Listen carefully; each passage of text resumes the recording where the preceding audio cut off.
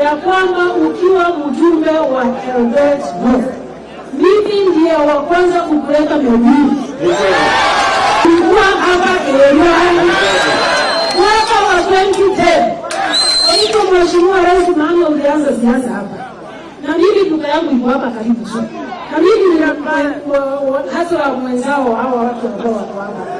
Tunaomba kwa unyenyekevu. Soko zingine hata kama zitajengwa, hii ikuwe extra smart, ikuwe extra beautiful. Kwa sababu hapa ni kwao kuanzia mwanzo. Tunakushukuru sana na unapoendelea kutengenezea barabara ukumbuke tuna nyingine ya kutoka Krashene mpaka Getimena tusaidia na rami. Tunashukuru. Haya, asante sana.